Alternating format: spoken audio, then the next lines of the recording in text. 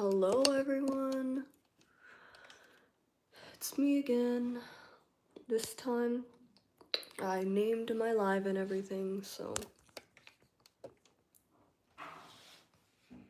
okay, why does my light keep on shifting? Perfect. It is a joke gift, and I've never felt better about getting back at someone in my life. Oh shoot, wait. This is what occurred. Oh my To god, there's a provide shelf in context, my way. my wife and I have a secret Santa custom. Karen and her husband attacked me and stole my PS5 from my trunk, despite the fact that the box contained coal. An entitled Karen attacked me in the parking lot and grabbed what they thought was a brand new PlayStation 5 from my trunk. Unfortunately for them, in an unusual twist of... Okay.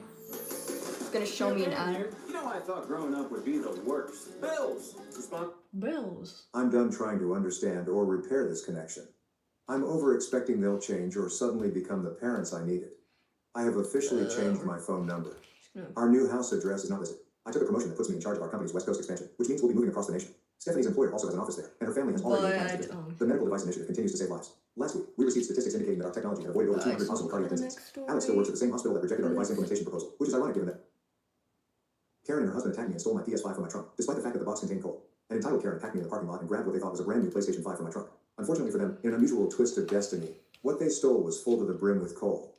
I had every intention of giving it as a joke gift, and I've never felt better about getting back at someone in my life.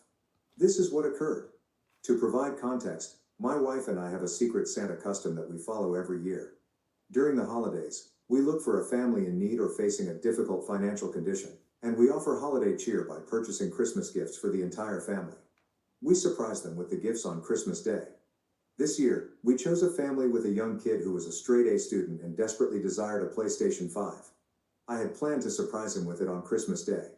Another thing I discovered while gathering information about the family was that they had a Christmas ritual of delivering gag gifts and playing pranks.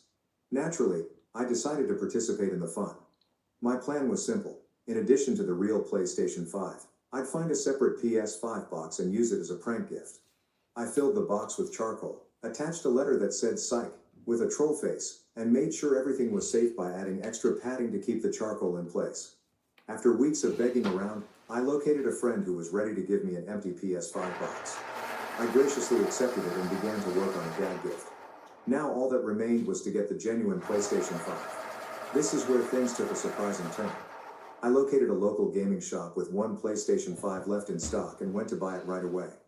On my way out of the store, I nearly hit an unpleasant, screaming woman and her husband. They surged by me, almost hitting me with the door, without even saying excuse me. These people were quite disrespectful, but I decided to brush it off. These people were When I got to my quite car, disrespectful. I placed the new PlayStation 5 behind the driver's seat. Before leaving, I wanted to get some Gatorade from the cooler I kept in the trunk. While retrieving it, I spotted the woman from before, with her husband in tow, approaching me quickly from the corner of my eye. The entitled Karen exclaimed, "Hey, excuse me, sir?" I cautiously turned my head to face her and her spouse.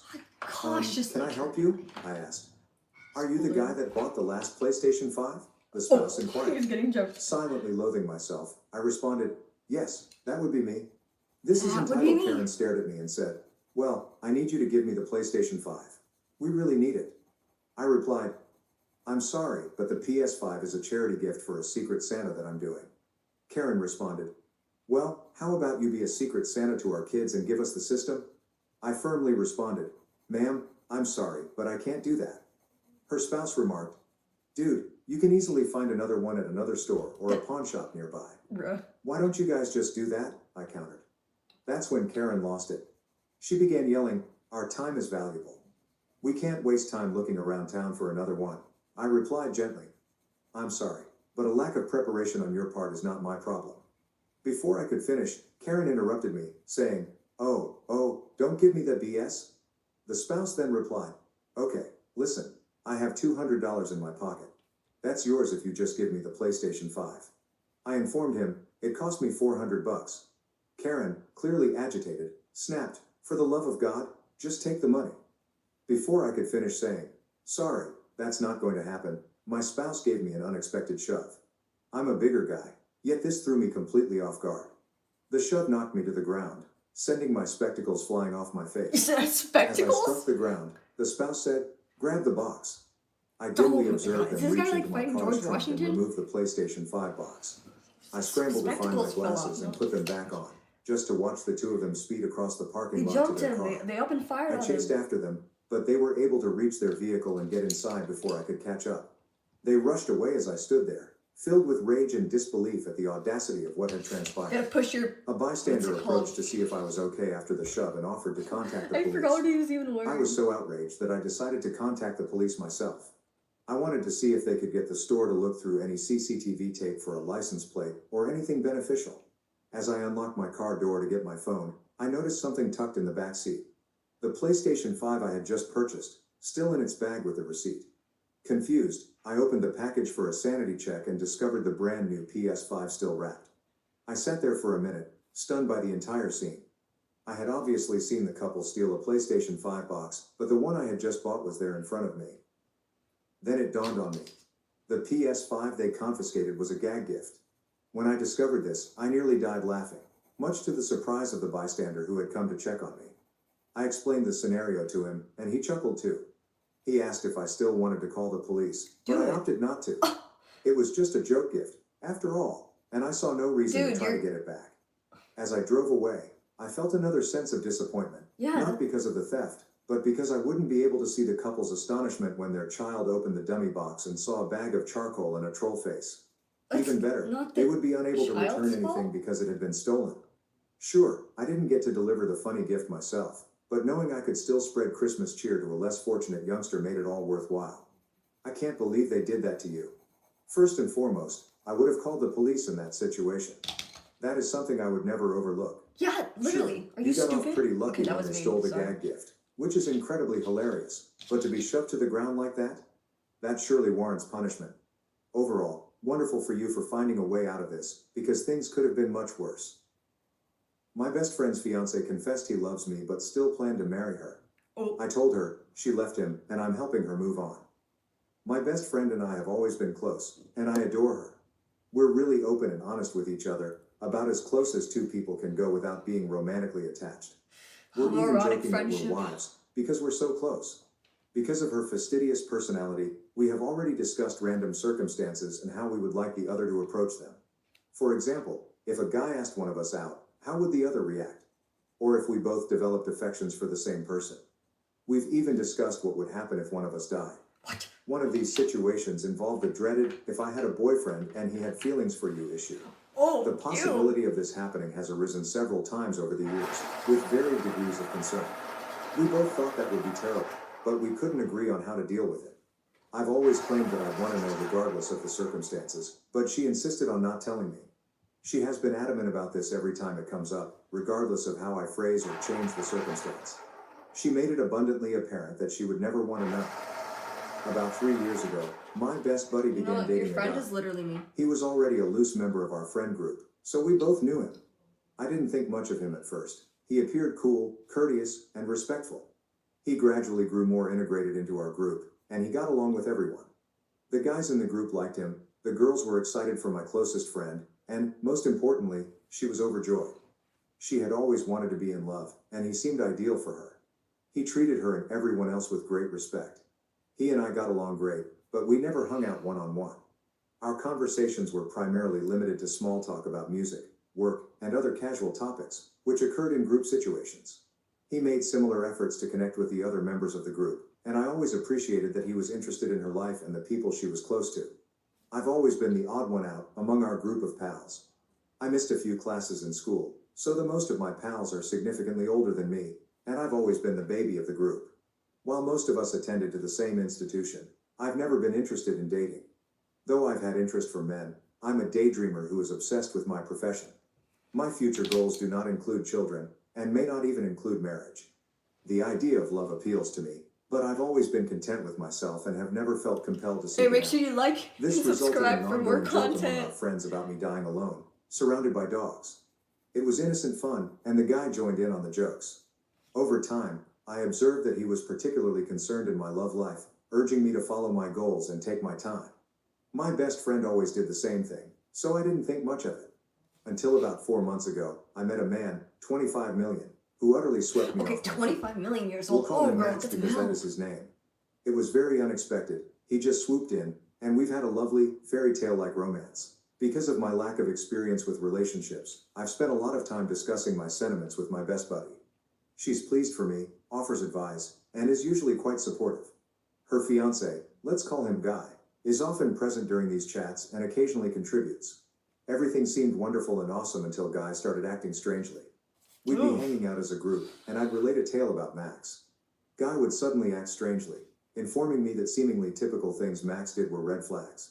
For example, when Max unexpectedly came up to take me stargazing late at night, which I appreciated because I enjoy surprises and work in astronomy, Guy went on about how hazardous it was for me to go alone. Blah, blah. Guy has always been polite, supportive, and considerate to others. His judgment is so respected that my best friend began to question Max's intentions solely because Guy expressed doubts.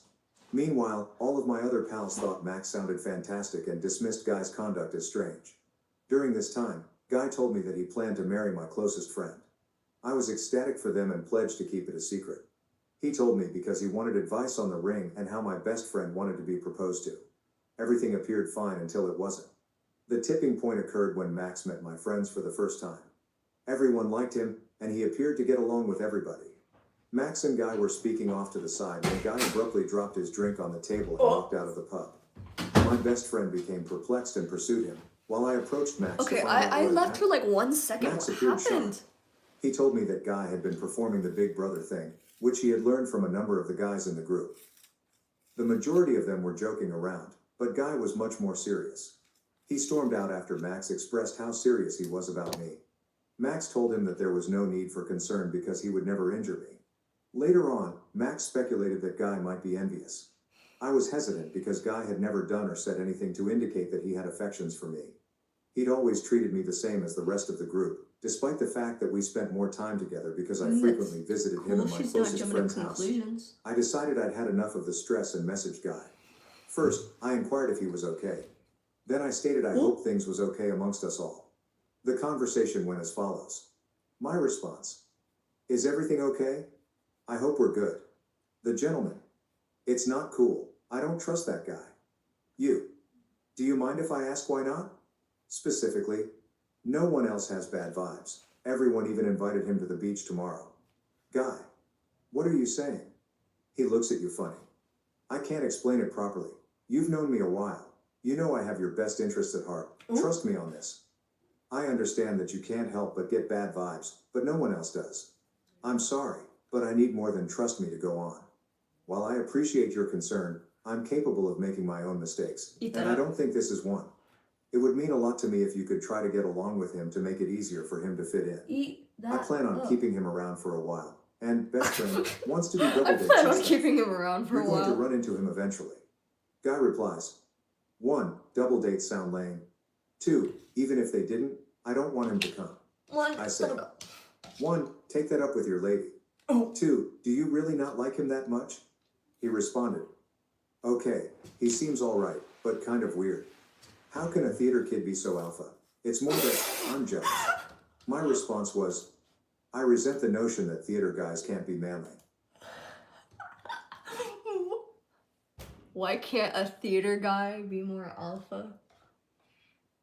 Dude, no.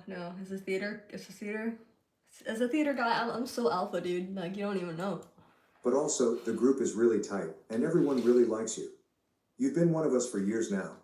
Max got a lot of attention tonight because he's the new guy. I'm sorry if you felt excluded, but I promise it's really not like that. He didn't respond for a long, then sent this. He said, I've been thinking very carefully about how to phrase this message. Oh no. I don't want you to think I don't love best friend, because I do, very much, but I'm also in love with you and have been for about 2 years. Ew. When I realized, I thought about breaking up with best friend. Literal but you were goosebumps. always so in your own world. Literal I thought I'd never have a shot goosebumps. anyway, Oh, especially if I gross. was your BFF's ex. I pushed it down and lived with it. It was hard. It sucked. Dude, I need to go back a couple of seconds. You've been one of us for years now. Max got a lot of attention tonight because he's the new guy. I'm sorry if you felt excluded, but I promise it's really not like that. He didn't respond for a long, then sent this. He said, I've been thinking very carefully about how to phrase this message. I don't want you to think I don't love best friend, because I do, very much, but I'm also in love with you and have been for about 2 years. When I realized, I thought about breaking up with best friend, but you were always so in your own. Loki, I feel like if you really loved her, you wouldn't be like it's one. Man, I don't do relationships, but it's like one thing keep if you keep the feelings to yourself, but it's just like a whole other territory of like worse if you tell the person, like you're going out of your way to like not even talking to your partner first. Like, I don't know, that's just a little fishy to me. I wouldn't let that slide. Own world. I thought I'd never have a shot anyway, especially if I was your BFF's ex. I pushed it down and lived with it. It was hard. It sucked. I got over it, Kai. I figured that if I couldn't be with you, I could at least be happy with best friend and close to you. Then you met Max, and watching you begin to fall in love This sounds really familiar to a story one of my friends had. with him was the most difficult thing I've ever had to do. I know this is cliche and theatrical. I know it's wrong, and I should just not say anything about him, but I That's what I'm genuinely saying. feel Well, I sick when gotta you talk listen about more. him. I can't tell you how much I wanted to strike the guy last night, and then how bad I felt about it when I learned he was actually a nice guy. I believe the only thing worse than you being with another guy is you being with another guy I like. Sorry for offloading this onto you. I know it's unfair to do this now.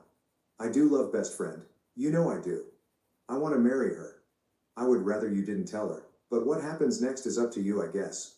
You. If this is a joke, it's not funny. Can you please tell me the truth? He replied. Sorry, but that is the truth. What are you going to do? I have not responded to him. He then sent me a few more texts, asking what I was going to do. I said, Jesus. I'm thinking. Small edit. Since I posted this, he has sent several more messages wondering what I was going to do. I told him I hadn't made up my mind, but I also made it apparent that I didn't reciprocate his feelings. I am devastated, and my feelings are nothing compared to how best friend would react if she knew. I want to tell her so badly. I know if I were in her situation, I would want to know. The last thing I want is to marry someone who isn't open with me about something like this. But when we joked about this situation earlier this year, she insisted she didn't want to know. I understand it is not my responsibility, but I still feel bad. I'm wondering if I did anything to provoke Guy's reaction, and if I can even continue to pretend he never said anything. His affections have never been reciprocated. Max was with me when I received the message and has been incredibly supportive, albeit a little annoyed with Guy for obvious reasons. Send help. Summary. Best friend and Guy met 3 years ago. He fit right in with our group of friends. Okay, we're not gonna listen to summary. Okay, here's my take. You're the asshole if you don't say anything, because, like, your friend is like, no, I don't want to know, but, like, that was in a joking situation. Like,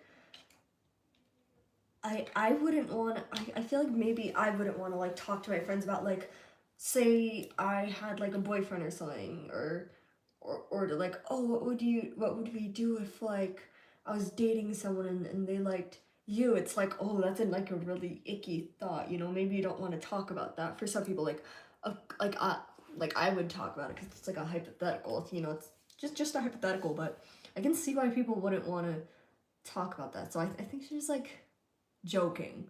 But I feel like, man, you just gotta tell her at that point. It's like, would you want to get married to someone who is pulling this kind of stuff? Like gross, you know? And, like, the guilt you would live with to know that you never told your friend. I don't know, though. This is something that is not happening to me every day.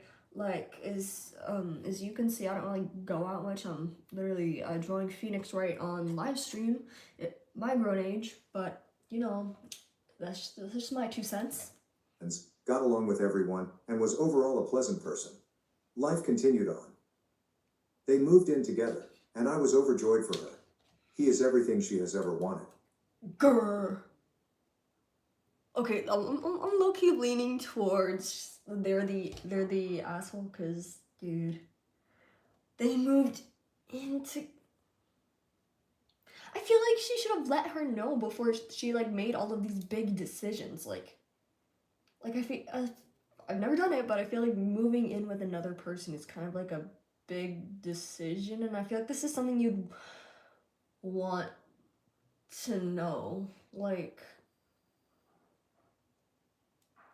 and I feel like the guy should have gone to his partner before going to the girl that he's been quote unquote in love with. Like that just seems like he's trying to avoid accountability, you know? And I don't like that. I don't like that this person's not telling her friend, like best friend, she said. So I don't know. I don't know. Then I met what seemed to be my dream boyfriend. Everyone was pleased for me, except Guy, who became quite standoffish and strange about it. I don't think Wait, hold on. Did I misread the Sorry, entire? but that is the truth. He wasn't open with me about something like this. But when we joked about this situation earlier this year, I need to discuss this Reddit. Should I tell her? Should I keep this to myself? I am upset at Guy. I've heard it wrong. I feel dreadful. I feel terrible for my dearest friend. I'm not sure if I can face her in the eyes while she marries this person. I'm not sure I can let her marry him without her knowing all the facts. I'm overwhelmed. Please give me some advice. Okay, yeah, there's an ad first.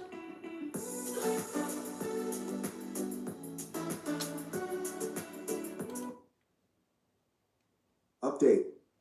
Sorry, this will probably grow long. It does. There were many differing ideas on what to do, and many of you had very good reasons for your suggestions.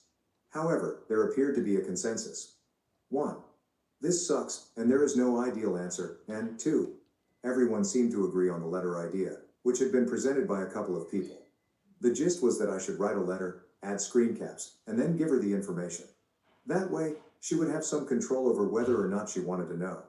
I have to admit that telling her there was something to know felt... Okay, that's smart, honestly, like, because it acknowledges, like, well, if you were joking, well, here, you can read this and take it seriously, but if you, like, weren't joking, then you can read this, like, I don't know, I feel like it's a good idea. Well, I mean, best of both worlds, I guess. I would have just said straight up, because I don't know. I don't read people if they're joking or not. Like, if she was saying that in that situation, I would have been like, yeah, no way. Like, you're not being... I'm gonna tell you anyways, so... Felt like I was forcing her to open it. But this is what happened. I made the envelope and went to her house while Guy was working, but just to hang out. Typical things. Reddit, I'm not a bad actress, but this woman knows me very well. She answered the door for me and instantly asked what was wrong. To my everlasting shame, I burst into tears. It was quite pitiful of me and not great. Ow. Ugh. After I had collected myself, I began saying what I had been practicing in my brain. That was something we discussed a lot in hypothetical scenarios, and it had actually occurred. She'd always stated she didn't want to know, but I wanted to give her the option. I handed her the letter. Then, without even opening it, she started crying, which prompted me to restart. That was okay since the absurdity of us both standing in her living room crying all over each other made us giggle a little. Many others assumed she had noticed or understood Guy's feelings, and they were completely correct. But it gets crazier than that. I honestly cannot believe I'm describing this. It's simply odd. I do not know. My closest friend had assumed Guy had a harmless little crush on me, the kind that people in partnerships sometimes have. Yeah, you know what, maybe I shouldn't be giving advice on this subject matter. I don't know stuff about this kind of stuff, like, I don't even know what to say to this, you know. I hate having to say this, but it's none of my business. Oh, right, I love being nosy about everything, though. But when he didn't tell her about it, she began to feel uncomfortable. She did something she should not have. You know how it goes. She snooped. She snooped on his PC months ago and discovered a file with my initials buried among a slew of other documents. She went to get his laptop and handed it to me to read as she read my letter. Inside, he had written stories, similar to fan fiction, about the three of us living a poly relationship lifestyle as spouses. Some of it was sexual content, which, you know, I think I would understand more if it had only been sexual fantasies. However, there were also really long records about our lives together. It also goes deep. There was a whole storyline about him attempting to persuade me to have children. I love them, but I don't have children, and everyone knows it. There were many stories of varying lengths. I didn't read them all. Instead, I browsed them with my mouth hanging wide. It's difficult to express. What else It do you was do in strange that to read situation? about myself like that. There were newer docs that my closest friend hadn't read yet. Cobalt blue. She went on to say that she didn't mind because she was in all of the articles as well. That reassured her of his love for her, but having me in their lives in that way was clearly not ideal for her. She was disturbed by the way he had spoken to me in the previous day's messages and those he had sent since. I asked her many questions, including whether she felt safe. She stated she did. When I asked her what she wanted to do, she stated she wanted to leave him. She also apologized for not informing me earlier. While it bothers me that she didn't, given what transpired later, I've basically forgiven her and put any discussion about it on hold. She doesn't need it right now. Okay, Loki, like, she's like, oh no, I'm upset that, like, she didn't tell me. Like, girl, you didn't tell her either. You waited a little bit. Well, I mean, actually, she was asking, right? You know, she had to get that advice. And Been I'm so not glad judging. that she wasn't upset with me for busting her bubble and was more concerned about her that it appears to be a secondary issue. This was not one of the things I expected to happen during my vacation. The subject then moved to me being concerned about her safety. While he does not appear to be dangerous, his conduct is quite compulsive, and he is clearly irritated that his fantasy is growing more and more distant from reality with Max in the picture. I'm also concerned about Max's safety. I'm not sure if I'm being rational or paranoid. She continuously assured me that she felt absolutely protected. She claims he has never done anything but this, which is a red sign, but she still wants to leave. She is naturally cautious, so she is taking extra precautions. Then she stood up and began packing her bags, giving me normal, business-like orders on what items she wanted me to gather from around the home. She filled her suitcases, and I packed a box with her personal belongings. She then wrote a note to Guy stating that she no longer thought they should be together and that she would discuss it with him via messaging or in person a few days later in a public area. She assured me of the plan. This is when I may have done something wrong, I'm not sure. I have a pen drive on my keychain. I told her I needed to grab copies of the articles because, even if she doesn't believe it would happen, we need something to prove his compulsive behavior. She consented, and I now have a pen drive filled with stories and playlists about myself. My best friend and her ex, I'm not going to lie, I've been tempted to read the stories out of morbid curiosity, but I've managed to resist so far. We went to my apartment first to decide what to do next. Her feelings were understandably mixed. I then got a call from Max and filled him in. He advised we stay with him because Guy doesn't know where he lives. However, my best friend preferred to stay in a nearby motel. We paid for it with my car, and after I hovered nervously over her as she settled in, she finally declared she wanted to be alone. That is not uncommon for her when she is upset. I've been visiting her, and she's been messaging me the entire time. So I'm very certain about where her brain is. Sad, but coping well given everything. Still, I can't help but be worried. I'll remain with Max till things settle down. Since approximately 5 p.m. That night, 2 nights ago, I received messages from Guy. They are the I just want to talk sort, not aggressive or anything. I was about to block him on everything, but my best friend persuaded me not to since she was concerned about his mental health. Bro. For the time being, I'm staying at Max's as a precaution. Guy has attempted to communicate with both me and her, but the only reaction he has received is to read the note she left him again. Finally, thank you to everyone who left a remark, especially those who wrote a lot, gave great advice, sent me good vibes, or PM'd me. You people were fantastic, and I appreciate all of your feedback. My husband is cheating on me with my best friend, betraying both our marriage and my trust in the most painful way. I'm honestly not sure where to start, so I guess I'll just start. My husband and I have been dating since I was 19 and he was 22. We've been married for 6 years now. We have 2 kids and I'm 6 months pregnant with our third. 2 years ago, I found out my dad has stage 3 colon cancer. Ooh. My dad is my only parent as my mom passed away when I was 12. He's my favorite human and life without him doesn't seem as colorful. I feel like I should skip this one. I feel like someone that's like, I don't know, I feel like it'd be wrong for me to just like react to this one while drawing Phoenix right out. I'm gonna skip this one. His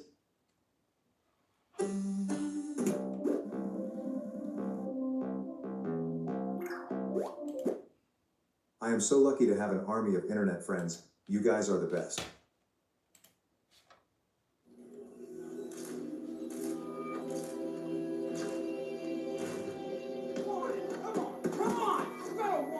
Be alpha.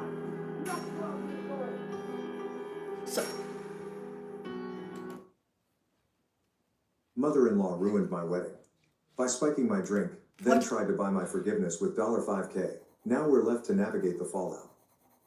My mother-in-law secretly spiked my drink at my wedding, causing me to faint and ruin the reception.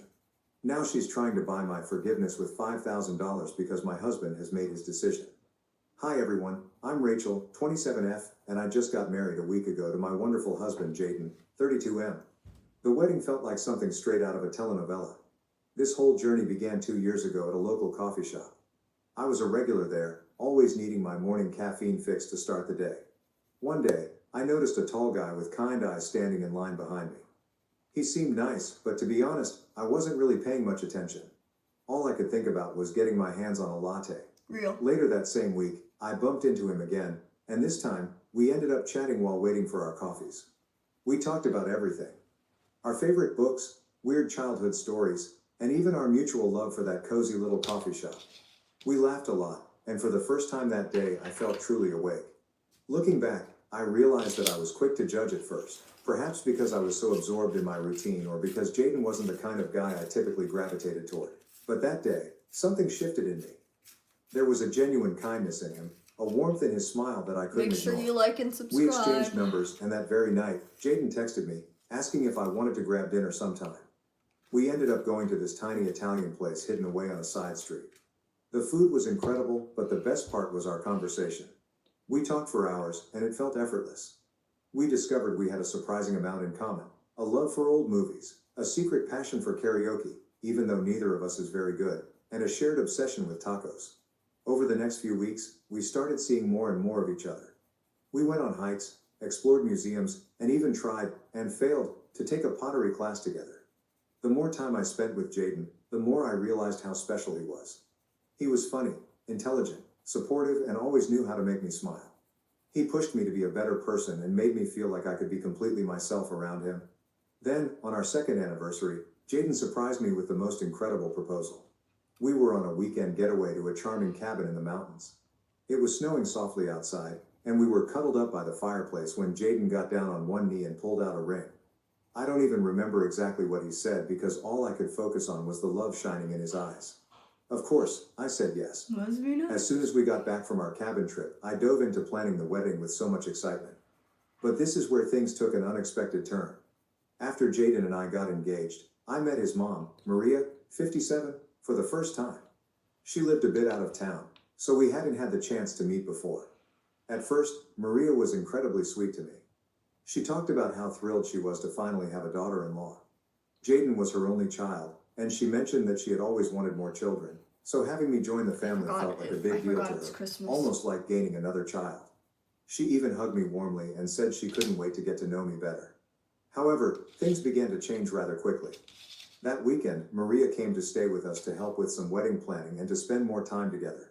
Initially, I was thrilled, thinking we'd bond and grow closer. But as the weekend progressed, her attitude shifted in a way that made me uncomfortable. The first passive-aggressive remark came during breakfast on Saturday morning. I had made a batch of my favorite pancakes, and while Jaden was outside enjoying his coffee, Maria looked at me with a smile and said, "Oh, I guess you don't worry too much about carbs, huh?" I laughed it off at the moment, assuming it was just a casual comment, but it stung a bit. Later that day, as we were flipping through some wedding dress magazines, Maria pointed at a model and remarked, "This dress is stunning, but it's meant for someone with a very specific figure. Not everyone can pull it off." She glanced at me as she said it, and it felt like a subtle dig, suggesting she didn't think I could wear something like that. I just nodded and tried to brush it off, but the comment lingered, making me feel self-conscious. The remarks kept coming. When we were out shopping for some decorations, she casually mentioned, "You know, my friend's daughter lost 20 pounds for her wedding. She looked so stunning. Have you thought about doing something like that?" I was taken aback and didn't really know how to respond. I mumbled something about being content with my body as it is, but it left me feeling judged, as if she thought I should be trying to lose weight for the wedding. The next morning, while she was looking through my kitchen cupboards, she commented, "Oh, you have a lot of snacks here." I try to keep my house a bit more on the healthy side. You don't want to gain weight before the wedding, do you? I couldn't believe she was still harping on about my weight, and it was beginning to really hurt my feelings. It felt like she was picking on me, even though she always had a smile on her face and spoke in a seemingly kind tone. What struck me as odd was that Maria never made those comments in front of Jaden. It was as if she had a switch she could flip on and off. When Jaden was around, she was all smiles and sweet words, but the moment he stepped out or was in another room, she'd start making those passive-aggressive remarks. I felt like I was living in two different worlds, one where I was accepted and loved, and another where I was constantly judged and criticized. Initially, I didn't think it was necessary to bring this issue up with Jaden. After all, it was his mom, and I didn't want to create any tension between us, especially since we had just gotten engaged and were in such a blissful place. I kept telling myself that it was just a minor inconvenience, something I could handle. Besides, I'm not exactly thin. I have curves, and I'm proud of my body. I've worked hard to feel confident in my own skin. Maria's remarks were more annoying than anything else. It felt like she was trying to undermine my confidence, but I was determined not to let her get to me. However, Maria started coming over more frequently. It felt like she was around every weekend, and it was beginning to drive me a little crazy. I worked from Monday to Friday and only had the weekends to focus on wedding planning. But every time I turned around, there was Maria, offering to help or just hanging around. It was tough to concentrate on wedding preparations with her constantly there, making little comments and acting like she knew better than I did. One weekend, she called to say she'd be coming over again. I felt a knot of anxiety in my stomach because I really needed some time alone to plan without her input.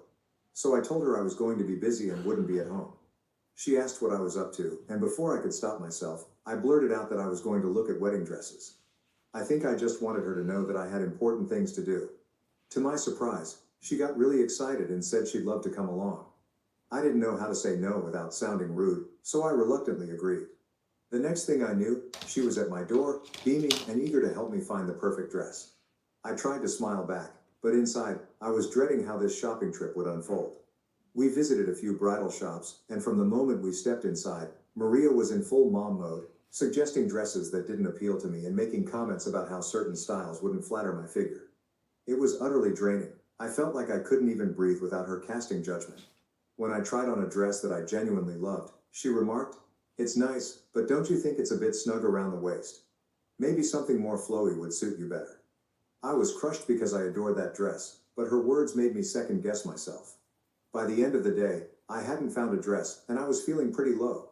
Thankfully, Maria went back to her place, and I finally had a moment of peace.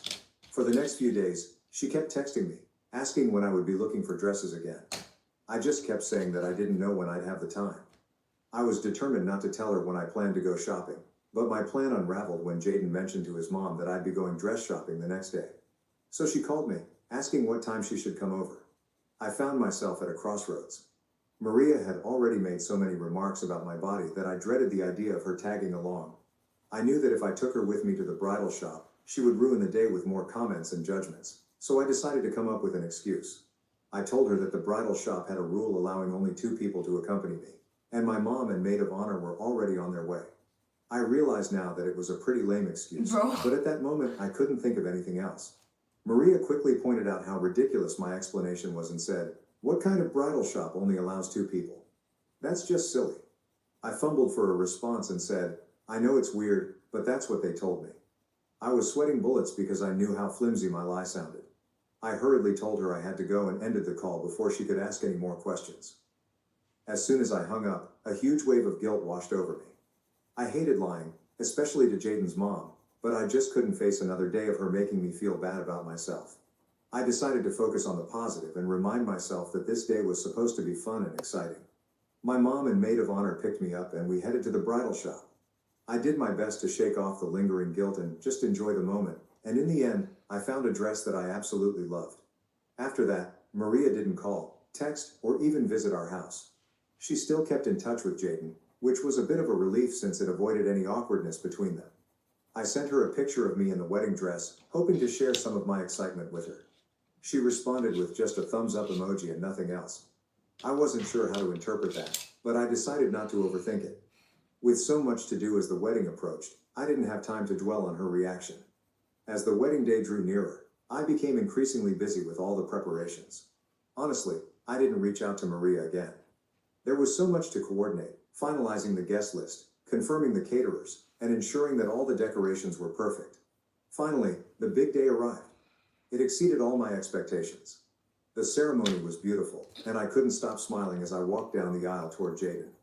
The look on his face when he saw me in my dress was priceless, making all the stress of planning worthwhile. We said our vows, exchanged rings, and just like that, we were married. The reception started off perfectly. The venue was gorgeous, the weather was ideal, the food was delicious, and everyone seemed to be having a great time. I loved our first dance. Jaden and I had taken a few dance lessons, and we managed not to step on each other's toes. It felt like a fairy tale, and I was on cloud nine. Everything was going smoothly until I decided to get a drink. I walked over to the bar for something refreshing, and there was Maria, standing right there. She turned to me with a big smile and said, "You look like you're having a wonderful time. Let me get you a drink. Just relax and enjoy yourself." At Cox, we're always a step ahead. Like how the price of your plan won't go up for 3 years. Guaranteed. That's refreshing. Ooh, s'mores. Lock the price of your plan for 3 years. Just another way we keep you a step ahead. I was a bit taken aback by her sudden enthusiasm, but thought maybe she was trying to make up for all the awkwardness. She handed me a Shirley Temple, and I thanked her and took a sip. A few minutes later, I started feeling drowsy, but I assumed it was just because I was tired. Then, I fainted on the floor and lost consciousness. Everything went black, and the next thing I knew, Jaden was panicking and calling for an ambulance. I could hear the worry in his voice as he tried to keep me awake. People were gathering around, but it was all a blur. When the EMTs arrived, they quickly brought me back to consciousness and began asking questions about what I had eaten and drunk that day. I told them everything, including the meal I had at the reception and the Shirley Temple that Maria had given me. They expressed concern and asked if there was anything unusual or if I had taken any medication. That's when Maria, looking a bit guilty, stepped forward and admitted that the drink she gave me had alcohol in it. She explained that she didn't think it would be a big deal and thought it would help me relax. I was stunned. Why would she add alcohol to my drink without telling me? The situation became even more complicated when my maid of honor, Emily, spoke up. She informed the EMTs that I had taken some anxiety medication just minutes before walking down the aisle. I had been so anxious about everything going off without a hitch that I took a small dose to calm my nerves. It turned out that the combination of the medication and the alcohol in the drink was what caused me to collapse. There must have been some kind of chemical reaction that knocked me out. The EMTs explained that mixing alcohol with certain medications can be very dangerous and that I was fortunate the outcome wasn't more severe. After the EMTs left, Jaden turned to Maria and demanded that she leave. His voice was shaking with anger, and Maria looked completely shocked. She tried to explain, insisting she hadn't meant any harm and that it was all just a misunderstanding. But Jaden wasn't having any of it. He shouted at her to leave the reception immediately. I had never seen him so furious, and it broke my heart to witness his anger towards his mom on what was supposed to be a joyful day. With all the chaos, I wasn't feeling well, and the mood at the reception took a nosedive. Guests started to feel uncomfortable, and the joyous atmosphere we had worked so hard to create just vanished. People began leaving one by one, and before we knew it, the reception ended early. It was devastating to see everyone leave so soon, and I felt like the day I had been dreaming of for so long had been ruined.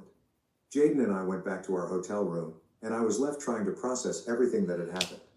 I felt numb, exhausted, and overwhelmed with sadness. This day was supposed to be one of the happiest of my life, but instead, it had turned into a nightmare because of a careless prank. I couldn't believe that Maria's actions had destroyed our special day. Maria kept texting and calling both me and Jaden, but neither of us responded. We needed some time to process everything and figure out our next steps. I could see that Jaden was deeply troubled by the situation. He loved his mom, but he was also incredibly hurt and angry over what she had done. It was a difficult situation, and I had no idea how to fix it. When we finally returned home, I tried to put the whole incident behind me and focus on starting our new life together, but it wasn't easy. Every time I thought about our wedding day, I felt a pang of sorrow. I kept replaying the events in my mind, wondering how things could have turned out differently if Maria hadn't pulled that prank.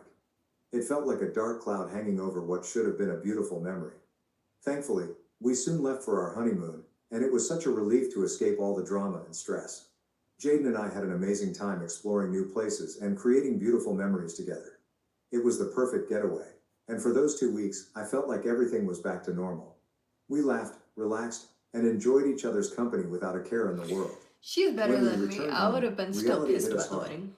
The moment we pulled into the driveway, there was Maria, standing at the door. My heart sank, and a wave of anxiety washed over me. I had anticipated this confrontation, but I wasn't prepared for it to happen as soon as we got back. What made it worse was that she didn't offer an apology. Nope. Instead, she kept insisting that it wasn't her fault and that it was all just a prank. She tried to justify her actions, saying things like, "I didn't think it would hurt you," and "I just wanted to lighten the mood." It was infuriating to watch her refuse to take responsibility for what she had done. I couldn't believe she was trying to downplay the whole incident as if it were just a harmless joke. Jaden couldn't hold back any longer. He snapped and told her that enough was enough. He said she had crossed the line and needed to own up to her actions. He made it clear that the only way he would talk to her again was if she apologized to me. He told her that she had hurt me deeply, and it was not acceptable. Maria tried to interrupt, but Jaden didn't let her. He went on to say that from now on, they would only be seeing each other during holidays. No more random weekend visits, no unnecessary calls. He told her it would be like they were distant relatives who only met on special occasions. Maria was shocked and started to cry, but Jaden remained firm. I could see how painful it was for him to have to set such boundaries with his own mother, but he was determined to support me and ensure I felt safe and respected. Yesterday, while I was at work, I got a call from Maria. It caught me off guard because we hadn't spoken in a while, and I wasn't expecting her to reach out, especially during work hours. She told me she was outside my office and wanted to meet. Oof. I was surprised and didn't want her coming inside and causing any unnecessary drama, so I agreed to meet her outside to avoid a scene. We sat down at a small cafe across the street, and I could tell she was really upset. As soon as we began talking, she broke down in tears. It was awkward because people around us started to stare. She told me she couldn't believe what Jaden was doing. He wasn't answering her calls or responding to her messages. She was distraught and begged me to talk to him on her behalf, saying she just wanted things to go back to the way they were before. I want to point out that, up until this moment, Maria still hadn't apologized to me for what happened at the wedding. It was as if she was in complete denial about the impact of her actions. I told her that instead of coming to my office and causing a scene, she should be thinking about how her actions had affected both me and Jaden. I explained that she had ruined my wedding day, and it wasn't fair to expect me to just brush that aside and talk to Jaden for her. She tried to defend herself, saying she didn't mean any harm and was sorry I reacted the way I did. It was as though she couldn't see past her own perspective and understand that her actions had real consequences. She kept insisting that if she had known what would happen, she never would have done it. As she continued to cry, I noticed people in the cafe beginning to glance over with concern. The whole situation made me incredibly uncomfortable, and I just wanted to leave. I told her that I would see what I could do, but I didn't make any promises.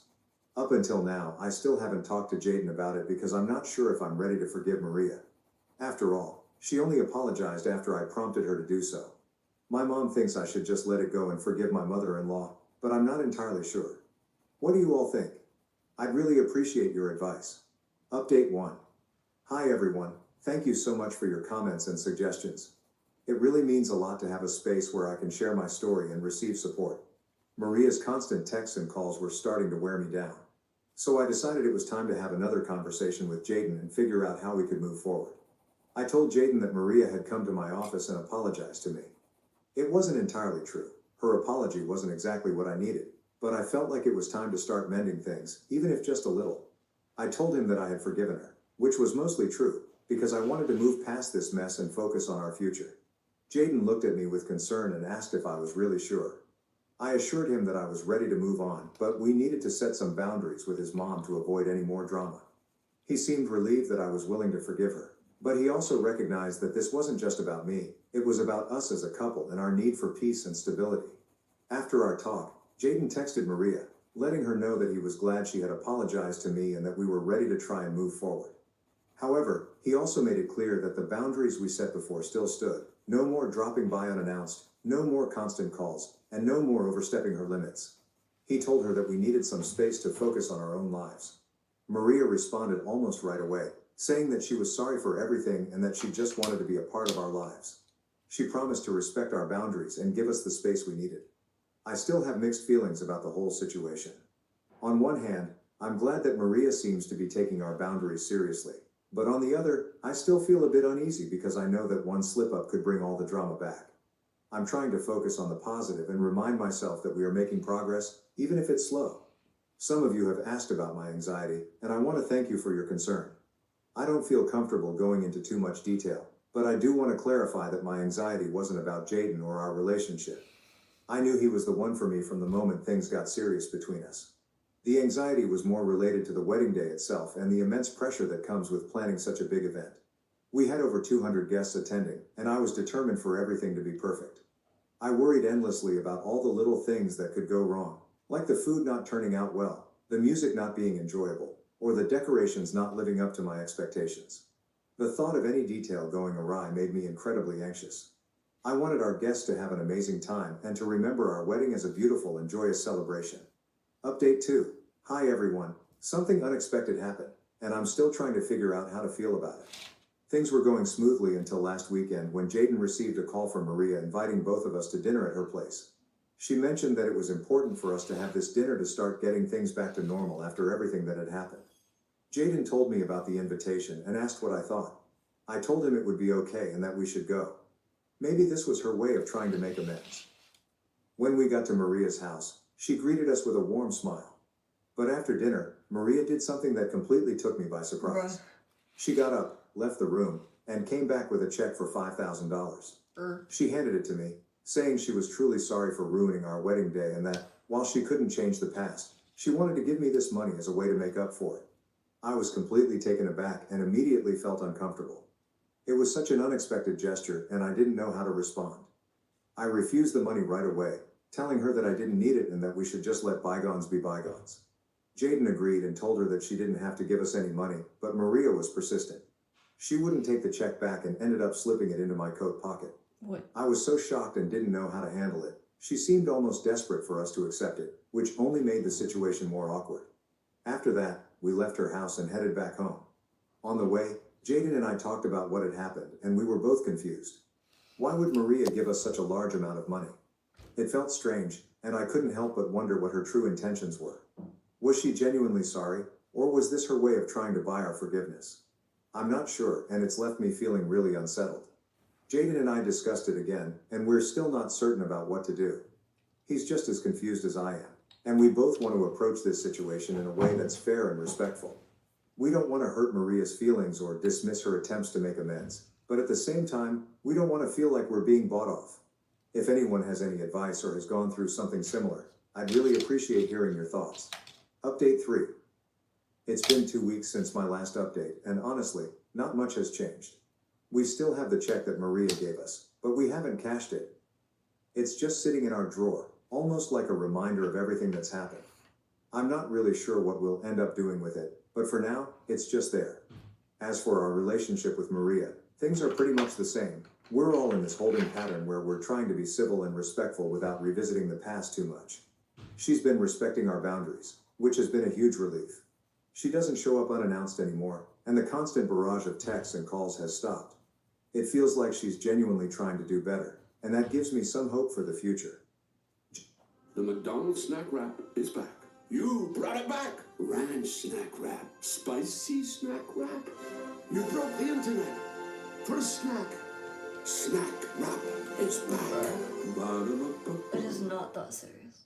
Jaden and Maria still talk on the phone regularly, and their conversations seem to be positive. I'm relieved that their relationship hasn't suffered too much from everything that happened. I also talk to Maria sometimes. Our conversations are polite and a bit formal, but both of us are making an effort to keep things friendly. I think this will be my last update for a while. I don't expect much to change anytime soon, and I'm hopeful that things will continue to improve little by little. I want to focus on the positive and keep moving forward, and I believe that's the best approach for now. If anything major happens, I might pop back in with an update, but for now, I'm going to take a step back and concentrate on living my life. Thank you again for all your support, and I hope you all have a wonderful day. My sister tried to seduce my fiancé before our wedding, got caught on camera and was disowned by our parents. Dope. My manipulative, narcissistic sister attempted to seduce my fiancé just before our wedding in an effort to break us apart. Fortunately, her actions were caught on camera, leading to her being disowned by our parents. This story revolves around my older sister, Dove, 29F, who has never been able to tolerate my existence, as she apparently believes I'm living a life that I don't deserve. Dove, who is now divorced and jobless, is living with our parents. She had dropped out of college to be with her wealthy boyfriend, who eventually divorced her when her true nature became apparent. Growing up, my relationship with Dove was far from ideal. She was always the pretty and smart one, full of herself, and our parents consistently showered her with praise, which left me feeling inadequate. Everyone around us constantly admired her looks, while I was often ignored, and it hurt deeply. Dove used her popularity to mess with my mind, telling me that no one liked me, which made me incredibly insecure. My parents never supported me or acknowledged my feelings because Dove always lived up to their expectations. This led me to distance myself from them throughout my childhood and teenage years. Dove frequently had friends over when our parents were at work, and they would often mess with my room. On one occasion, they even ruined a school project of mine, nearly causing me to fail. When I threatened to tell Mom about it, Dove blackmailed me, saying she would share embarrassing pictures of me with my classmates. At just 14 years old, I was terrified. Dove never took responsibility for her actions, and it was pointless to tell my parents because they never paid attention to me. My mom never had my back, although my dad would occasionally call Dove out. For instance, one time she used my phone to send strange pictures to my friends after I'd complained to Dad about her. Another time, she spilled coffee on my prom dress and then played the victim, crying and claiming it was an accident. After that, I stopped confiding in him altogether. I never really understood why she harbored so much hatred towards me until later when I realized that she was a narcissist, and her behavior had nothing to do with me. She was a walking red flag in her relationships, cheating on every guy she dated. As much as I hate to admit it, she was also a gold digger. Something her ex, who remains a friend of mine, can fully attest to. Essentially, she was pretty awful as a teenager, and nothing changed as she grew older. If anything, her behavior only got worse. It was entirely my parents' fault because they never bothered to discipline her. After school, things finally started to look up for me. I worked incredibly hard to get into my dream college, and after a few years of struggle, I landed my dream job. It was there that I met the love of my life, Atlas, at an office conference.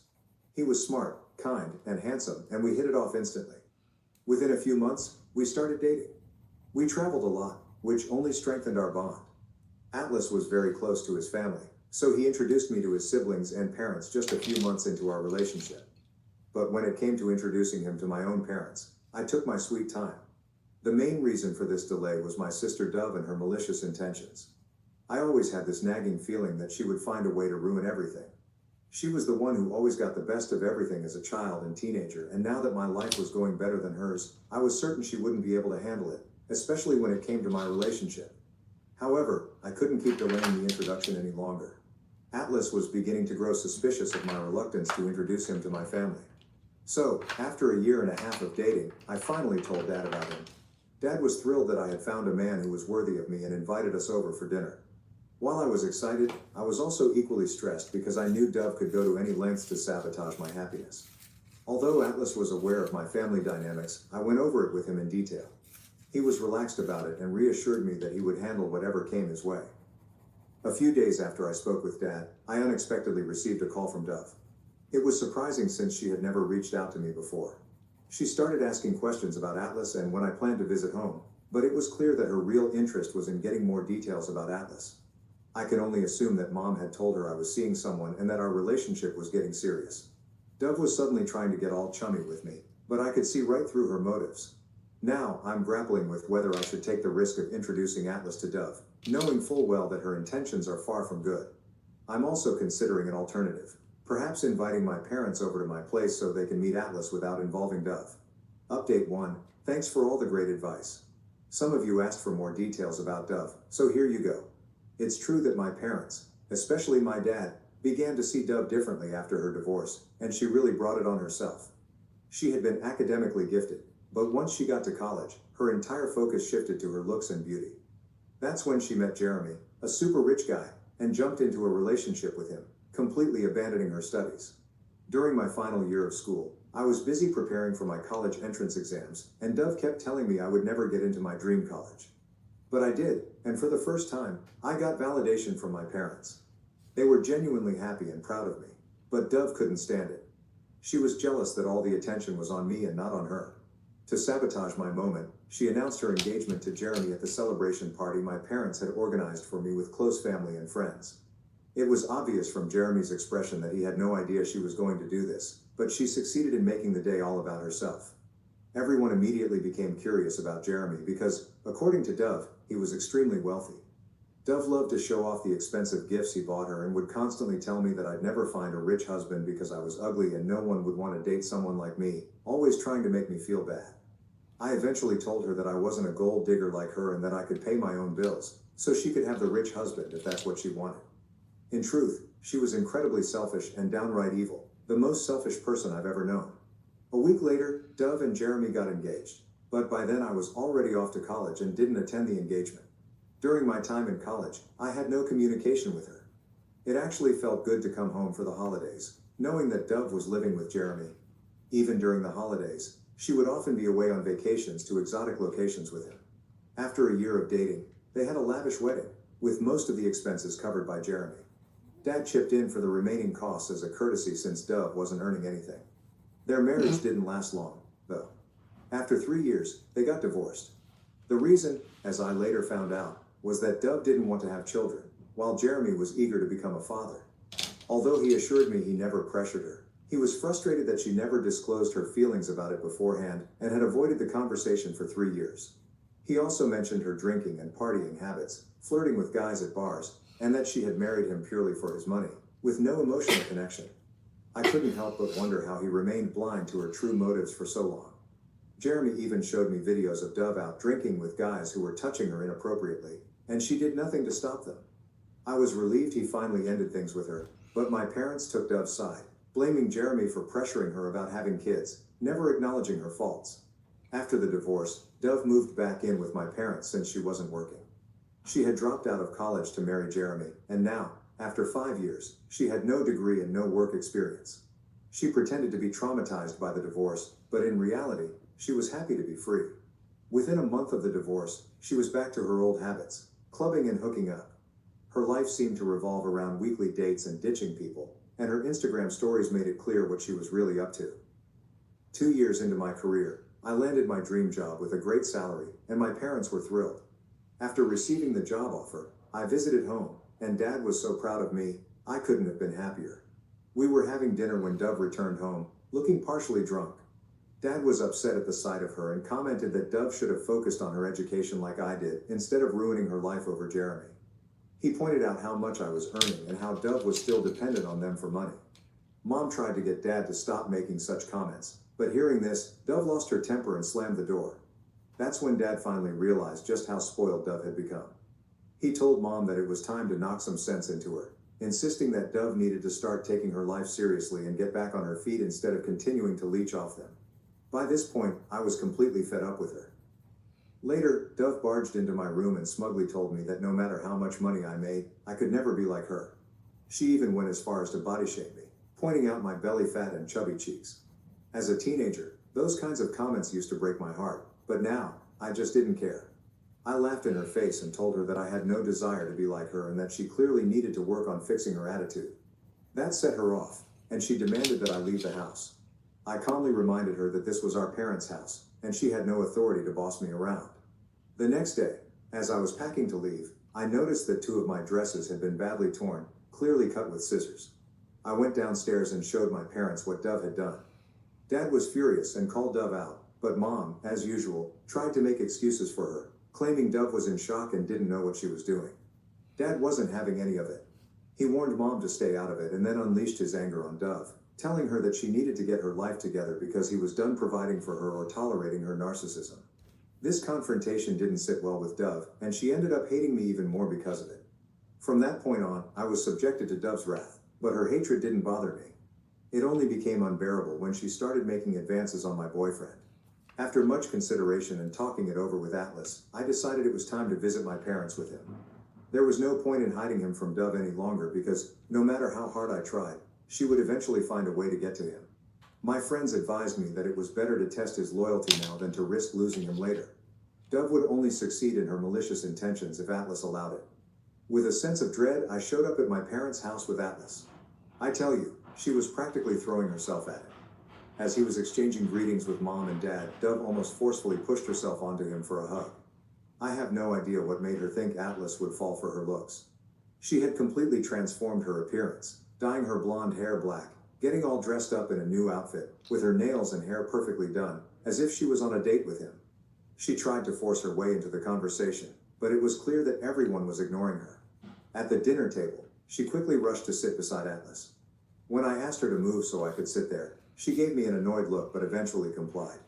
She kept asking Atlas about his interests, and if he mentioned liking something, she would immediately claim she liked it too, even if it was obvious she didn't. Then she'd go on about how she and Atlas were so compatible, winking at me as if to suggest I shouldn't take it seriously, though it was clear she was trying to cover up her intentions. Atlas was visibly uncomfortable, and he ignored her, continuing his conversation with Dad and Mom. Her desperate attempt was so blatantly obvious. After dinner, I decided to take a shower, leaving Atlas by himself. That's when Dove walked in, asking him to call her number because she claimed she couldn't find her phone. It was obvious that this was just a ploy to get his number. How twisted. Atlas also told me that while I was occupied with other things, Dove tried to play the victim, telling him her sob story about the divorce and how much mental distress it had caused her, dragging on about how it took her years to recover. To make matters worse, Mom even chimed in, blaming Jeremy and speaking ill of him. After a while, Atlas asked me if I wanted to go for a walk and give him a tour of the neighborhood. Before I could respond, my sister quickly stood up and said, "Sure." Atlas looked at her, surprised, and firmly stated that he wanted some alone time with me. Her face turned red with embarrassment, and she quietly retreated to her room. It's only been a few days since that visit, and I can already sense that Dove is planning more schemes to lure Atlas into her trap. I can't deny that it worries me, but at the same time, I trust my man and am curious to see how he handles her advances. Update 2. Hello everyone, I'm thrilled to share that I'm engaged. Atlas proposed to me last month during a trip, and yes, he got down on one knee with a ring, and I couldn't stop gushing over it. But even after our visit to my parents, Dove didn't stop with her manipulative tactics. She started texting Atlas, asking how he was doing. Knowing that Atlas is a huge cat lover, Dove began flooding his inbox with cute cat videos, even though she never cared for cats before. After discovering that Atlas adored cats, she went so far as to get one herself and began recording videos of it to send to him. For the first few weeks, Atlas showed me Dove's desperate attempts to appear caring and concerned, sending messages that pretended to inquire about his work and well-being. After a while, though, he stopped sharing her messages with me. I assumed she had finally given up on him and moved on, and we both shifted our focus back to more important things, especially with our busy work schedules. One day, as I was scrolling through social media, I noticed that Dove had added Atlas to her account. She was liking and commenting on nearly all of his posts, using silly heart icons. She even went back and commented on old pictures and videos from 7 to 10 years ago. I immediately felt uneasy about it, so out of the blue I checked his phone. I discovered that Dove was still texting him occasionally, but her messages were unread and seemed odd. She was clearly trying hard to get Atlas's attention. In his call logs, I saw missed calls from her, including one that came in around 3 a.m., which made me feel anxious. I confronted Atlas about why he hadn't told me that Dove was still texting him. He got a bit nervous and explained that he had been ignoring her and thought it was better if we didn't talk about her. I pressed him further about the calls, and he remained calm. Then he sat me down and explained that one day, Dove had called him, sounding really upset. He got scared, thinking something might be seriously wrong, but it turned out she just started talking about traumatic experiences related to Jeremy, saying she needed someone to talk to. Atlas told Dove that she should talk to her parents instead and that it wasn't appropriate to call so late. He also mentioned that she should have let me know first. That really struck a nerve with me, and I told him that keeping this from me wasn't okay and could lead to me losing trust in him. He reassured me that he would never fall for her tricks and that I had nothing to worry about. Even with his reassurance, I had read too many stories about husbands falling into similar traps, and I didn't want to be naive by blindly trusting him. I told him that the next time Dove called, he should hand the phone over to me so I could catch her in the act. Sure enough, one night, her call came through, and Atlas woke me up in the middle of the night. I answered the phone, and Dove immediately went silent when she heard my voice. She quickly claimed it was a mistake and hung up. The next day, I tried calling her multiple times to confront her, but she never picked up. So I texted her from Atlas's phone, letting her know it was me and that she needed to stop calling or texting him at odd hours. I also told her that if there was anything urgent, she should contact me directly instead. After that, she finally stopped texting him, and I felt relieved that she was out of our lives. After Atlas proposed to me, I sent a picture of the ring to my dad. Dove must have shown it to Mom, and not long after, she started her stalking behavior again. She began texting Atlas and sending ridiculous videos. I was completely fed up. As soon as Atlas told me, I called her and unleashed all my pent-up anger, telling her to stop playing games and get a life. She mostly stayed silent while I let it all out, but I didn't realize at the time that she wasn't going to back down easily. As soon as I hung up, Mom called, furious, yelling at me for insulting my sister. Dove had told her that I was accusing her of trying to steal my fiancé. Mom claimed that my cruelty had caused Dove to have panic attacks and insisted that I be more considerate toward her, reminding me that Dove had been struggling with depression for years and was still recovering from her traumatic divorce. I found it laughable because Dove was never depressed about her divorce. I hung up the call and immediately informed Dad that if they continued to ignore Dove's behavior, I would have no choice but to cut them out of my life. I was done being a puppet in her game. I couldn't keep turning a blind eye to her antics. Update 3. I never imagined Dove would stoop so low. She had always made my life miserable, but I never thought she would actually try to seduce my fiancé before our wedding.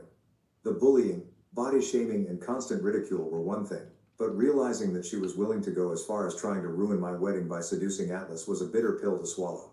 As we were planning our wedding, I wasn't in contact with Mom after our last confrontation. However, she eventually called and apologized for shouting at me, admitting that she had lost control out of fear for Dove, who was supposedly having panic attacks. One of my cousins later told me that Dove had been crying to everyone about how I was accusing her of trying to steal my fiancé and that I didn't deserve any of the good things in my life, especially Atlas. According to Dove, because she was the gorgeous one, she believed she should be the one getting the best of everything, not me. When I told Mom about this, she went quiet. She simply told me to forget everything and focus on my wedding and the happy life ahead. Fortunately, everything went as planned, and Dove managed to keep a low profile for a while. At the very least, she didn't interfere in our lives during that time. On the day of our wedding, we were at the venue, busy with final preparations, when I received a call from Atlas's best friend, asking me to come to Atlas's room with my parents. I jokingly teased him, saying that Atlas wasn't supposed to see the bride before the ceremony, but he insisted that this was something serious that needed to be dealt with before the wedding. My heart raced as I hurried to Atlas's room with my parents. When we arrived, Atlas was lying shirtless, drifting in and out of consciousness, while his groomsmen recounted Dove's devious actions. Apparently, while Atlas was getting ready, Dove had shown up with a drink. He initially refused it, but Dove persisted until he took a sip. Almost immediately, Atlas realized the drink was spiked. He excused himself and went to the washroom, where he called his friend, explained what had happened, and asked him to come over. By the time his friend arrived, Atlas had partially passed out and was out of the washroom. Since his friend was sharing the room with Atlas, he had access and quickly turned on his camera as he entered. He overheard Atlas shouting at Dove to leave him alone while she was on top of him, undressing herself, and rubbing against him. This disgusting act was captured on camera. When Dove noticed Atlas's friend, she pretended they were making out, covered herself up and left the room, smirking at his friend and asking him not to tell anyone. Little did she know that she had already been caught on video. When we walked in, Atlas was still lying there, partially unconscious. The drink was so potent that even a few sips had left him severely dizzy with a pounding headache. The glass was still there, with solid particles settled at the bottom. It was an incredibly humiliating moment for my parents, who were in disbelief that Dove could do something so horrendous. My mom immediately called Dove and told her to come to Atlas's room. When she arrived, her lipstick was smudged, and she nonchalantly said, "I know you guys are mad at me, but it was mutual. Atlas loves me and has been making advances on me ever since we met. Today, he convinced me to have a one-time hookup before the wedding." My mom slapped her hard, telling her that we were aware of her lies and that everything had been recorded on camera. Dove was stunned by this revelation, and my parents wasted no time in kicking her out of the venue before she could cause any more trouble. Security was instructed not to allow her back inside. It was obvious that she had been trying to make it known that she had been with Atlas, hoping I would call off the wedding. My dad immediately called a doctor, who confirmed that Atlas had indeed been served a spiked drink, which had severely affected him. Atlas's parents and siblings were so upset that they wanted to confront Dove, but my parents had to apologize profusely to them to help calm the situation. The wedding had to be delayed until Atlas recovered, which took several rounds of vomiting to get through. Word of the incident spread quickly among the guests, who were buzzing with gossip for the next few days. Once Atlas had fully recovered, my dad walked me down the aisle. While I was happy to finally see Atlas as my husband, I couldn't shake the stress of everything that had transpired. During our vows, Atlas added an extra promise, vowing to protect our relationship from anyone who didn't want to see us together. After we returned from our honeymoon, my parents came to visit us and apologized to Atlas for all the trouble Dove had caused. My dad reassured us that Dove would be out of our lives for good. He had actually kicked her out of the house and told her to fend for herself. Despite this, I'm still struggling to move past the incident. My wedding was perilously close to being called off, and if Atlas's friend hadn't recorded what happened, I might never have believed that Atlas was innocent in all of this. I had a baby as a result of an affair and now his wife is reaching out to me. Oh, bro. I'm so stupid. I, female 26, had an affair with a married man, male 42 a few years ago. I had no clue he was married when we first met and hooked up. I obviously looked him up on social media, and while he did have photos of his kids on there was absolutely no mention or photos of a wife at all. I found out that he was married about a month after we first got together, but he told me it was just a marriage on paper and that they basically lived separate lives and agreed to remain married for practical purposes until the kids were older. They owned a business, which she really ran and he was just financially involved in. I knew at the time that I probably shouldn't believe him, but I convinced myself it was true. I was in my early 20s and so attracted to him and I guess almost infatuated with him. He made me feel so good. I know now that I should have ended it immediately, but I didn't realize what I was getting myself into. I was addicted to all of the attention he gave me, the great sex, the places he'd take me. Okay. I felt special. I was so naive. I got pregnant about a year into seeing him. I had always been so careful with preventing pregnancy, but during my relationship with him I took stupid risks. I was so high in lust with this guy, it's embarrassing. The things he'd asked me to do, I'd say yes to almost anything, even when I knew it was a bad idea. I was in love with him, or I thought I was. I hadn't intentionally wanted to get pregnant. I would of course dream about being his wife and having a family, but I knew that wouldn't be a possibility while he had this arrangement with his actual wife. I didn't get pregnant on purpose with any intention of him leaving her for me, even if I wished that we could be a real, normal couple. I was surprised by how excited I was to be pregnant with his baby. I wanted that baby once I found out I was pregnant. Oh. The thought of carrying this baby of the man I loved was so I'm special turning to down the me, volume. but I knew he probably wouldn't feel the same. I told him I was pregnant and he told me I couldn't keep the baby. I expected his reaction, but I was devastated and it hurt me to my core that he didn't feel the same way I did. He offered to pay, to make a whole weekend of it somewhere exciting, what the F, and to buy me something special if I'd just please get rid of the baby. He explained that he didn't want any more kids and that he couldn't openly be a father to another kid when he and his wife were still pretending to be happily married to the outside world. I agreed to do what he wanted and we made plans for him to pick me up and find somewhere out of town to go get it done. I was all packed the night he was going to pick me up, but I started to feel really scared and really unsafe about the whole thing. I took my bag and checked myself into a hotel to hide because I couldn't go with him. I texted him to say I promised to never contact him again and to never name him as the father or go after child support if he'd promised to leave me alone. At first he tried to sweet talk me into doing what he wanted. When I didn't cave in, he said some very nasty things to me and that I essentially better never contact him again or show up at his door. I have a 2-year-old now. At times, it's been difficult, but overall we are thriving as best we can. I have kept my word about not naming him as the father or requesting child support. His wife contacted me on social media. Well, she's his ex-wife now. She wants to talk to me. She found out about me and told me that she divorced him 6 months ago. She wants her children to know their siblings and for my child to know his siblings. That's weird to me. I haven't responded back to her yet. I am unsure about how to approach this. How do I respond to this? I wonder if I'm being selfish by not exploring an option for my child to know his siblings, if she's being genuine about that.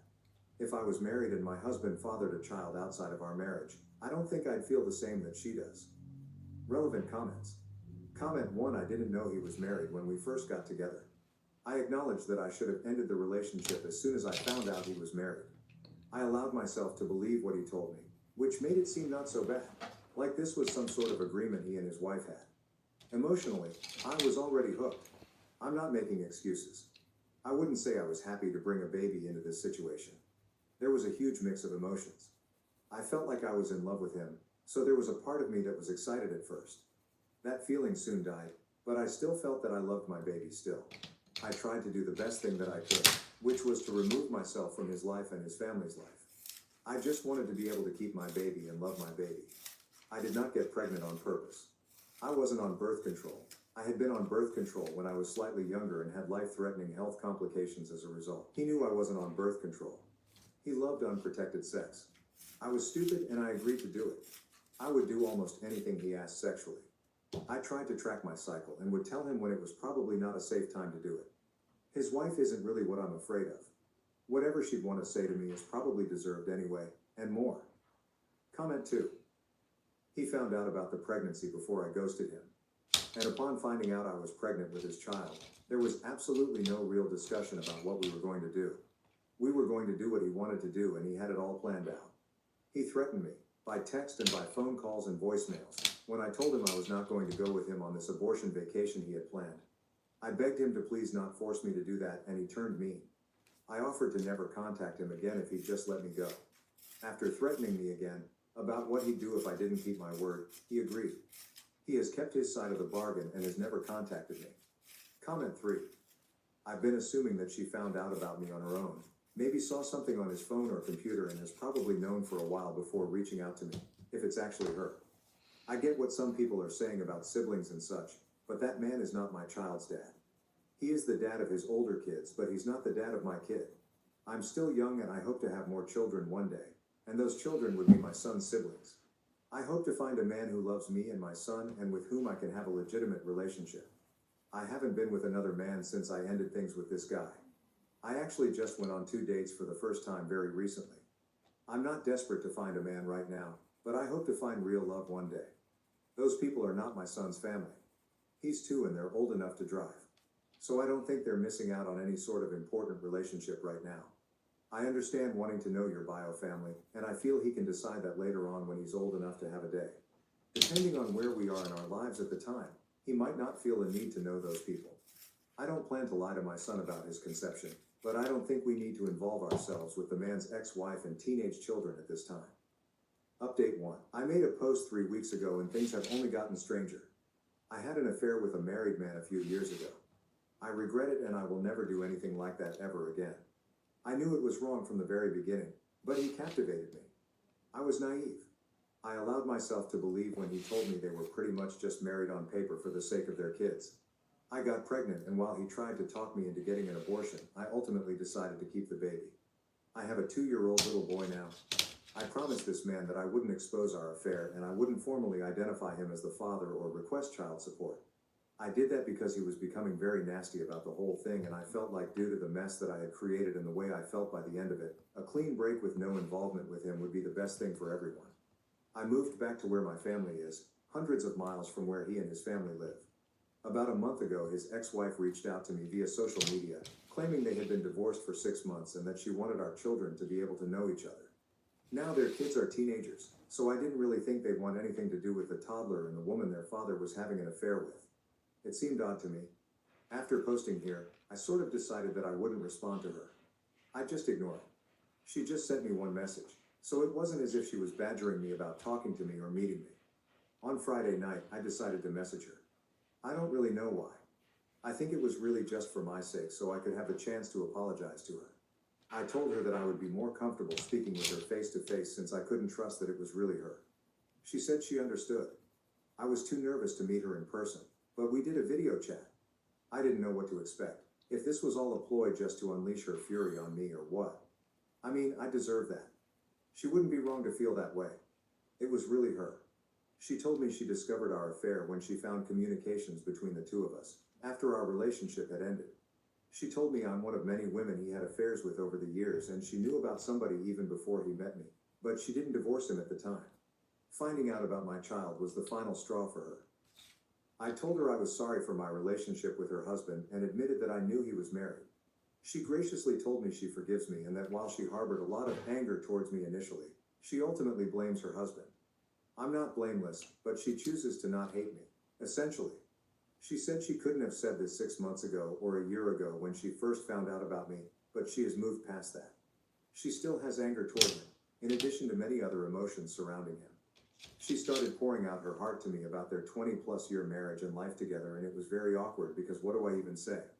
Her kids know about me and my son. She says they're very mad at their father. Somehow I don't think they're mad about the fact that he's not involved with my son's life. And why would they be mad about that?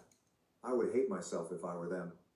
I told her that with my son being so little right now, I don't really feel comfortable with him meeting her kids or being involved with their family. I feel unsure about it, and it's just not something I feel needs to happen right now. Then she told me her ex-husband was in a bad accident 2 months ago. He's fine now, still not allowed to return to all his normal activities just yet, but will be fine. He is probably the most physically active person I've ever met, barely ever seems to sit down. So he must be terribly annoying to be around if he's not allowed to go all the time. She told me he wants to meet my son. Apparently, she moved back in with him temporarily when he first came home from the hospital. She said the accident really shook him up and he has been expressing a lot of regret about my son, not being involved, not providing for him. So now it's like, was everything she said just a lie and he somehow got her to reach out to me on his behalf? And she actually did it? It felt almost like a relief talking to her initially, but then it's like, was any of that true, or you were just trying to be his messenger? I don't even know if that part is true now. Why wouldn't he just contact me himself? I'm just feeling so uneasy about the whole thing now. Relevant comments. Comment 1. I don't believe I have to involve his teenage children in my son's life. Maybe when my son is old enough to decide if he wants that. He is not named on the birth certificate and I do not receive child support from him. I have asked nothing of him, except to let me move away and not try to force me to have an abortion. I basically had to promise him to not contact him, not make him as the father, not request child support. If he truly wants involvement with my son, he can reach out to me directly and he can take the legal route to establish himself as our son's father. Comment 2. He did not legally sever his rights. He never established rights in the first place. He has no rights until he goes to court and establishes himself as the father. He is welcome to do that. Honestly, I wish my son did have a father who was involved in his life and loved him. Yes, this guy has faults, but he has plenty of positive qualities. He is really involved with his older children. I met them many times because they'd be at work with him or he'd have to drop by the office on his way to take them somewhere. He was always doing things with them. They seemed like good kids who really loved their dad. I wish my son could have that experience too. I didn't think it was an option based on how he behaved when I was pregnant. He wasn't interested and wanted me and our baby to go away. That's what I did, and I accepted it. Comment 3. He is not legally my son's father at this time. This means that currently he has no legal parental rights or responsibilities regarding my son. I cannot stop him from taking the legal steps to establish paternity if he wishes to do so. He will always be my son's biological father. I can't change that fact. Regardless of whether or not he ever legally establishes paternity, my son will likely be curious about his biological father, and who knows, maybe they will establish a relationship one day regardless of legal paternity. There is no way to say if I will meet a man who may want to adopt my son one day, thus becoming his legal father. It's something that I think would be nice, but nothing that I'm intent on doing. By choice, I've only been on 2 dates since my son was born, and that was only within the year 2024. I realize that it will not be as simple as signing a piece of paper. Update 2. I posted about this a few months ago. To summarize very quickly, when I was fresh out of college, I had an affair with a married man and father. I became pregnant. He wanted me to get an abortion. He had arranged to take me away on a vacation to get an abortion. I wasn't really sure what I wanted to do, but I agreed to go along with what we wanted. At the last minute, when he was on his way to come pick me up, I told him I couldn't go through with the abortion. I just really didn't feel comfortable about his plan and how he was orchestrating everything. It scared me. I realized at that time how deep I had gone with this mistake, how screwed up the whole relationship was. He was really mad. He threatened me, said a lot of nasty things to me. I told him if he just left me alone and let me have my baby, then I'd leave him alone and wouldn't name him as the father or seek child support. I moved back home. I was living in a different state when I met him. I kept my word and I didn't name him as the father or seek to establish paternity. I have never sought child support. My child is 2 now. A few months ago, his wife contacted me via social media. At first, she made it seem like she wanted my child to have the opportunity to know his siblings. It was sort of weird since the siblings are teenagers. She said she had divorced him 6 months prior. I agreed to talk to her virtually, not in person. I felt that I owed it to her to apologize for what I had done. I do feel bad about it. Like and But at the end subscribe, of the conversation, I told her that I didn't feel it was the appropriate time to connect my son with her kids. He's a toddler and in their teens, plus I had promised her husband to stay out of his life. That's when she told me that he was recently in a bad accident and she had been helping to take care of him. Supposedly he was going to be fine and was fairly recovered at that point, but she said he had expressed interest to meet our child. So she was basically his messenger. I have not been in contact with her since then. I deleted my social media. I don't know. Okay, this is the summary. Okay.